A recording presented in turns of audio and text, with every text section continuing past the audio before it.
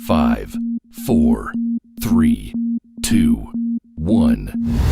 It's a great day to be great, and it's a great time to welcome you all once again to this episode of the Infinite Impact Leadership Podcast. I am the host, Dr. Daryl Crosby, and I am still excited about this opportunity to inspire. If I could just have a few moments of your time and a few minutes of your busy schedule so that we can discuss some leadership principles that I hope will encourage at least one person to take that next step in their leadership journey, or even to bring that one person who has been abusing their influence as a leader back down to earth to where they can understand how important sound, effective leadership is to not only one other person, but to generations of people. I promise you, when you internalize and apply what we talk about on this podcast, you will realize that your time was not wasted, and you will notice a positive change in your leadership style that will yield legendary results. On the previous episode, we started to talk about the first letter, the letter L, in the newly named Crosby Principle of Leadership. And that L stands for listener. And in that episode, I was able to dissect its contents. And I even announced that we were going to have one of the fellow leaders that I admire, and I have seen progress in her field, to join us as our Infinite Impact guest. And on that episode, she was going to bring her perspective on the L of the leadership principle and share her story or stories, or maybe even share some effective strategies that she has used or plan on using as she continues to grow on her platform. Maybe she could also share some of her leadership scars and negative experiences with us all, so that if we were in a similar situation, we would have some sort of reference point that will influence our decision making and or enhance our ability to bounce back. Don't worry, all of this will still happen. However, I wanted to make a slight adjustment and postpone that particular episode. Now, I'm going to be totally honest with you, and I have to apologize for throwing the schedule off, but I have to make an attempt to address something that is extremely relevant right about now. So, speaking of scars, apparently I was not the only person in the world who couldn't wait until July 19, 2019, which was the official release of the Disney's The Lion King. Now, I do understand that some people were able to see it a little earlier at some of the theaters who had the sneak previews, but best believe that the Crosby crew, which is my wife and my two daughters along with myself, best believe we were up bright and early on the 19th to make sure that we were in the building on this official release. So, taking a look at the numbers on the opening weekend, there were 4,756 theaters in North America that showed The Lion King and brought in $191.8 million. These numbers represent the highest American-made film rated PG in history. Now, these numbers were just in North America. Overseas, the movie brought in an additional $351.8 million. Wow. So, I was never a math guy coming up, but if my calculations are correct that I entered into this Texas Instrument calculator, that's $543.6 million worldwide in the first weekend. Lesson learned, do not bet against Disney. They normally pull it through. And I love to get into some of the leadership principles and philosophies of Disney and what keeps them pushing towards success. But anyways, that will be a whole different episode. So anyone out there who's listening, if you're connected to Disney, or you know someone, or maybe you are that someone who has some leadership insight or some influence within that Disney operation, please email me at infiniteimpact8@gmail.com. So needless to say, and I'm saying this unapologetically, I am and have always been a Lion King fan. Ever since it came out in 1994 when I was a teenager, and it wasn't necessarily cool for a teenage boy growing up in my environment to be enamored with the storyline and the whole entire movement of The Lion King. I watched it so many times. I knew most of the script, I knew the songs, the characters. You couldn't tell me I wasn't a citizen of Pride Rock. It's a bona fide classic with no question. From the beginning sunrise on the horizon and the I really never knew how to translate that, but anyway, anytime I heard that was like the Pride Rock national anthem, until the last scene where Rafiki held up the young cub, the Simba and Nala's bundle of joy, and just like they held up, just like Rafiki held up Simba at the beginning of the movie. Man, you talking about a legacy, and I'm getting excited right now talking about it to the point I want to go see it again. And when that first trailer dropped during that Thanksgiving football game in 2018, I was stunned. I was speechless. I was ready. But then they were talking about coming July 2019. What? Man, at that time, that was way too long of a wait. But I trooped it out. I even made custom t-shirts with the lion's head and the name Pride Rock on mine, while my wife and my daughters, they rock the lioness head and the name Pride Rock on theirs. And we use a color scheme of black, red, green, and yellow to represent the continent of Africa. It felt good, man. It felt good. Now, I don't need to go into every detail of the movie. This isn't a movie critique. Y'all already know the movie or at least its concept. And if you're one of the few people who have not seen the original, then along with praying for you, I'm going to highly encourage you to go see it. I think what's cool for me is the angle that I'm able to look at it now. As a leader, I try to look at things from a holistic approach, if that makes sense. And I try to view things from both sides of the spectrum, or all sides of the spectrum. And I try to see the lesson in every scene. And let me tell you, this movie here is packed with leadership principles that just cannot be ignored. It will teach us what to do as an effective leader. It will also teach us what not to do, or how to identify when negative leadership is in your presence. Now, there's no way in the world I can discuss all and elaborate about every single lesson that I identified throughout the movie, simply because I value your time. It's just not enough time that we have here to squeeze into one particular episode. But what we can do is continue this conversation on the Facebook page, Dr. Daryl Crosby, and we can keep the dialogue going about the leadership nuggets that are dropped in this Disney classic. And as I always mention, I'd love to hear what you all are thinking when it comes to this leadership thing. What's brewing in your heart and what's brewing in your mind, or whatever it is. I'm sure it can help someone else become a better leader and a better person in general. And at the end of the day, that is exactly what all of this is about. So with that being said, I'm going to talk about some of the impressions that resonated with me. Okay, to start it off, I want to go right to how the movie began. As King Mufasa, Sarabi, Rafiki, Simba, they were all on top of the rock. And the other animals of Pride Rock were coming to participate and celebrate in the christening of Simba. Animals were rejoicing. There was a sense of dignity and honor for this particular occasion. Some of the animals were there to witness it, knowing that they may not ever see this again. Animals that were natural enemies in the wild, they came together to show homage to the leader and the leader's family. Now, what I saw during the scene was the climate and the culture of the organization, Pride Rock. Now, anytime I get to talk about climate and culture, I always like to throw in a third C, which is character. And I'm a strong believer that the character of the leader directly impacts the climate and the culture of the building. Now, please understand that the core of my leadership lens comes from the educational leadership side of things. And in education, we have a saying, good instruction is good instruction. And that concept can be applied to any field, whether you're in business, medical, law, whatever you can name. Good leadership is good leadership. And when you have a leader who is standing on his or her platform for the right reasons, which is to serve his or her people, providing positivity within the organization, having and showing compassion towards others, it will prove itself within the climate and the culture. In fact, Sarabi, Simba's mother and Mufasa's wife, she commended the compassion of Mufasa in the scene later in the movie when Scar was trying to convince Sarabi to be his queen. She said, "A true king's power is in his compassion." She was making a point that the way Mufasa led compared to how Scar was leading was totally different and separated the good from the bad leader.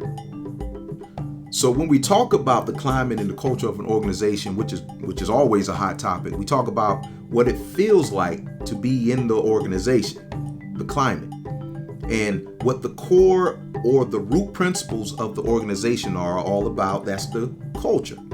The climate can change more so than the culture. It's a little easier to change that, all depending on different elements. The climate is the overall atmosphere of the organization. Now, in that opening scene, one would have to be in a serious state of denial to say that the climate of Pride Rock, in that opening scene, to say that it was in the dumps. I saw tranquility, I saw peace, I saw and felt an overall vibe of we are all on the same team, in the same family, and we will always love and be loyal to our leader and our land. Now, on the other hand, culture is more deeply rooted. In that particular scene, there was an expectation of what was to happen during the ritual. Obviously, it was mapped out and thought about detail by detail. It was an understanding of the magnitude of the event. It was like the succession plan or the official unveiling of the prince. Now, each classification of animals knew where they needed to stand, where they needed to be. Zazu knew to bow to the king. Rafiki came and hugged his king before moving on to the next phase of the ritual. And there was clarity in everyone's assignments. The culture of the organization simply says, this is what we do, and this is how we do it. To take it a step further, all of this was done without one word being said. Not from Zazu, and you know he likes to talk, and not from Rafiki, and he's known to drop some knowledge and wisdom on people, and definitely not from the booming voice of Mufasa. The respect that was given to Mufasa and the royal family was astonishing. But this all comes from the character of the leader. It truly impacts the culture and the climate. And without these elements going in the right direction, the organization will fall. For example, let's fast forward and look at Pride Rock shortly after King Mufasa was set up to die. Okay, remember the lesson here. The character of the leader impacts the culture and the climate of the organization. Quick check. How many scars do you know in leadership? I'll wait for you to think about that one.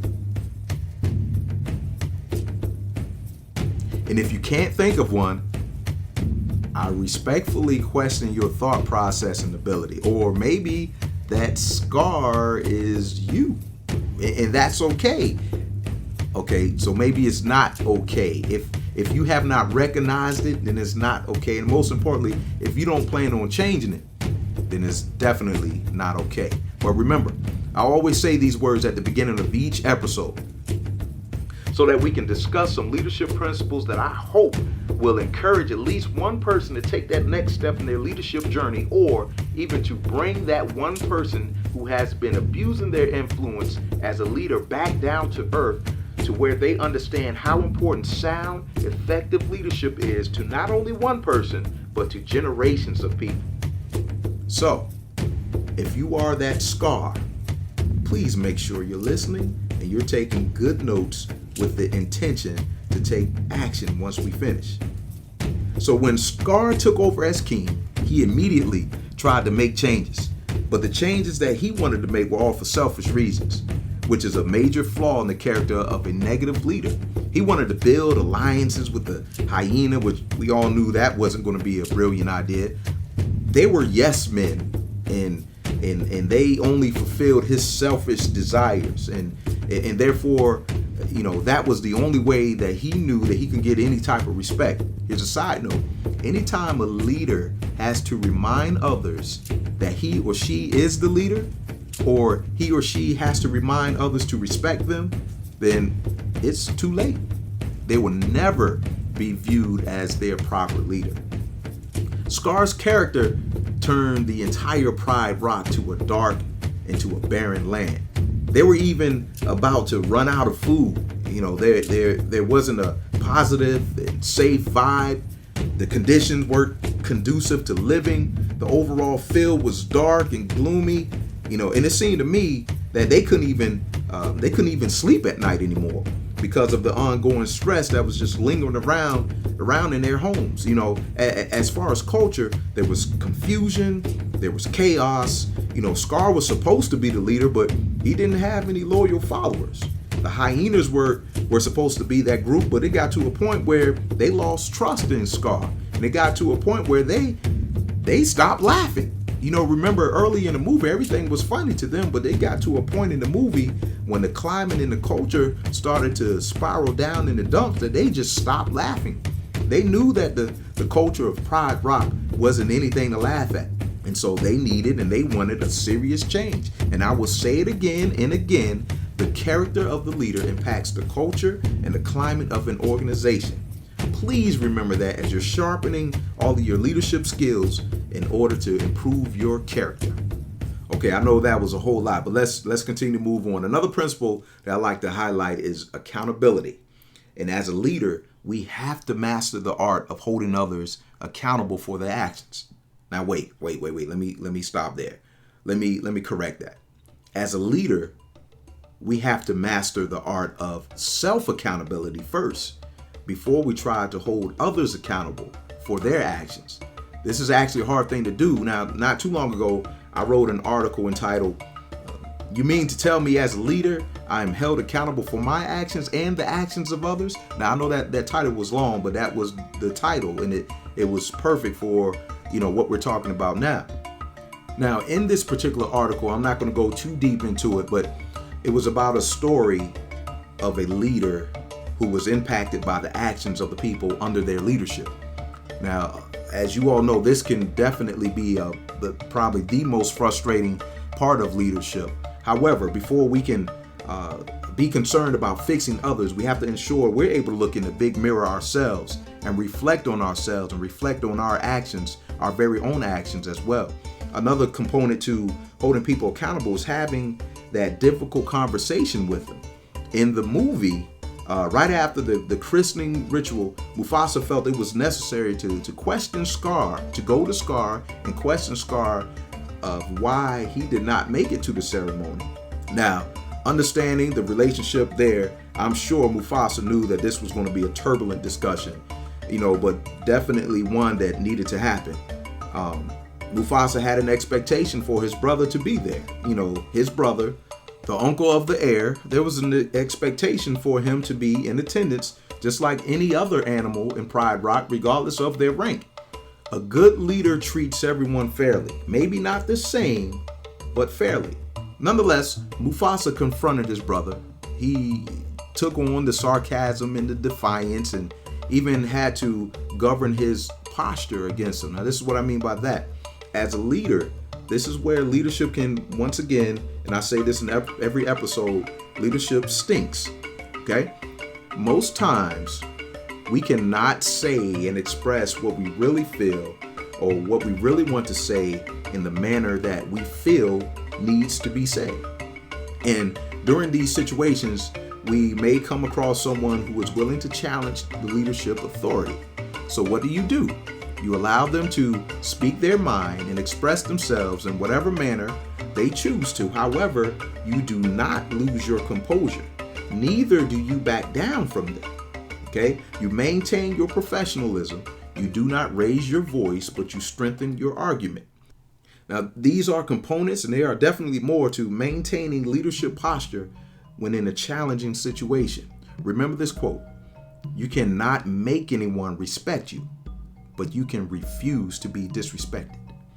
Another scene where Mufasa had to hold someone accountable for their actions was right after he saved young Simba and Nala from the hyenas when they went to the elephant's graveyard and they were not supposed to be there.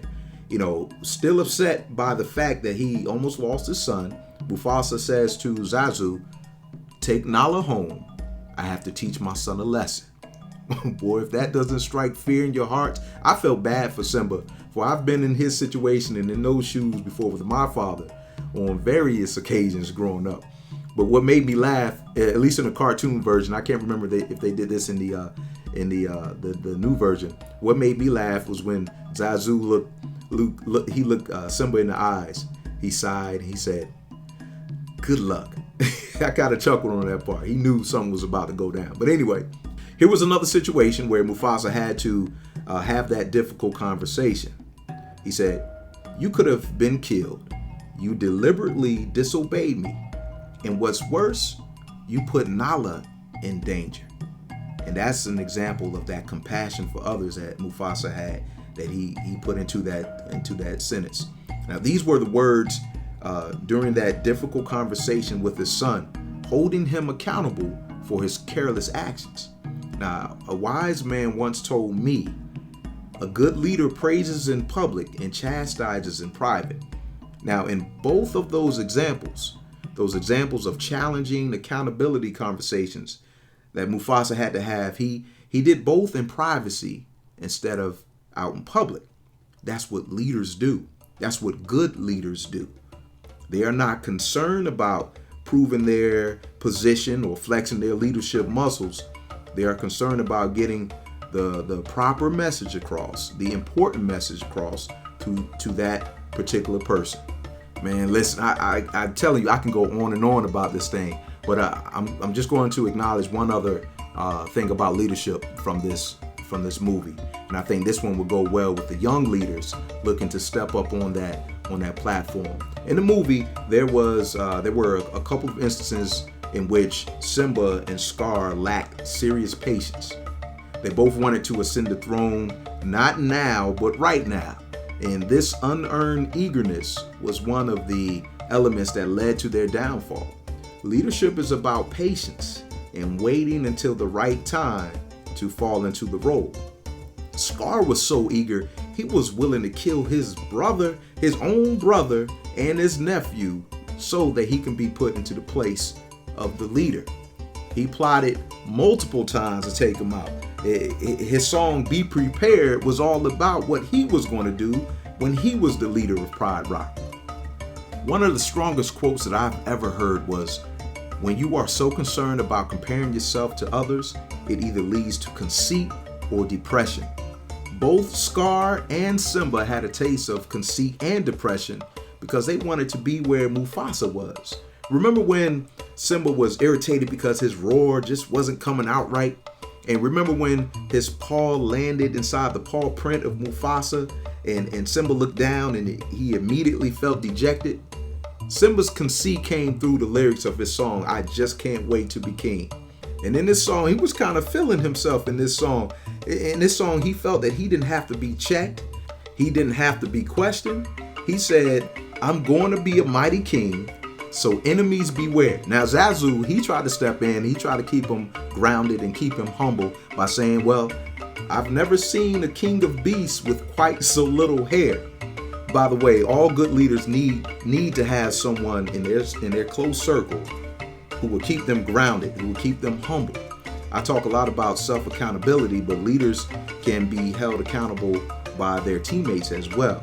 Good leaders know the importance of having people around them that can see things from a different perspective, yet still respect that perspective. Leaders should not, and I repeat, should not have a team of yes men and yes women who are afraid to respectfully challenge them. That typically means that the leader is leading by fear and has not established genuine relationships amongst the team. Anyways, back to the song. Simba says, I'm going to be the main event like no king was before. I'm brushing up on looking down. I'm working on my roar. He had a whole song that demonstrated his battle with conceit and his struggles with patience. And I just can't wait to be king. So those were just 3 principles that stuck out to me during this movie. The character of the leader impacts the climate and culture of the organization. Accountability and having those difficult conversations, and leadership patience. Now, there are definitely more, but what are some that stuck out to you? I would love to hear them. I think we all would love to hear them. You know, all of the resources and accompanying pieces that are related to this particular episode can be found on the website darylcrosby.com. So go on ahead to the social media side of things and follow, like, subscribe, do whatever you have to do to Dr. Daryl Crosby on Facebook and Daryl Cross, that's DARYLCROS on Twitter and Instagram, and I'll follow back. So go ahead and follow me on those social media avenues or email me at infiniteimpact8, that's infiniteimpact and the number 8 at gmail.com. I would love to address your ideas on leadership. These are all ways to ask questions and comment and respectfully disagree and piggyback on any of the content that was presented in today's episode. Now, on social media, I will also post certain questions and topics or for further discussion. I always like to keep that dialogue open. And as I said before, I want us all to grow as leaders and to leave an ironclad leadership legacy for those who we impact. And the only way that this platform can grow is with your help. So meanwhile, tune in to the next episode where we will try to pick up where we left off in the previous episode, back to the Crosby Principle of Leadership.